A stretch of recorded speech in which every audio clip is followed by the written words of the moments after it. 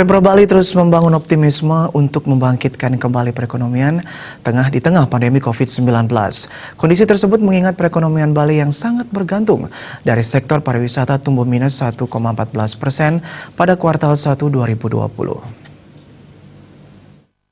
Agar tak makin terpuruk, tatanan kehidupan Bali era baru akhirnya dibuka untuk masyarakat lokal pada 9 Juli, kemudian berlanjut untuk wisatawan Nusantara pada 31 Juli dan 11 September untuk wisatawan mancanegara. Kepala Bapeda Provinsi Bali, Iwayan Wastahana Ika Putra kepada Bali Post Rabu pagi menyatakan optimisnya terhadap ekonomi Bali akan bergeliat lagi. Saat ini Ika Putra mengaku masih menunggu hasil kajian Bank Indonesia terkait capaian pertumbuhan ekonomi Bali di kuartal atau triwulan 2. Kajian itulah yang nanti dipakai Pemprov untuk merumuskan perencanaan dan program strategis Bali ke depan. Seperti ketika BI mengumumkan perekonomian Bali minus 1,14% di kuartal pertama. Langkah-langkah telah diambil dengan membuka tatanan kehidupan era baru serta mendorong belanja pemerintah. Perangkat daerah sesuai dengan sektornya sudah bergerak memulihkan ekonomi.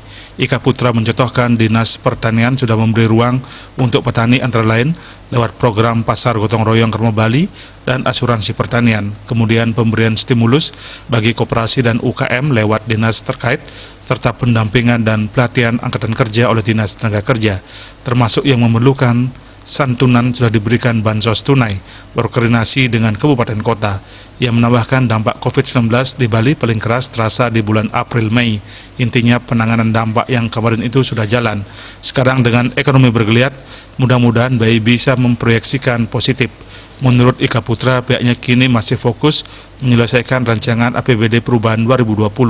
Harapannya minggu depan sudah bisa mulai dibahas di DPRD Bali.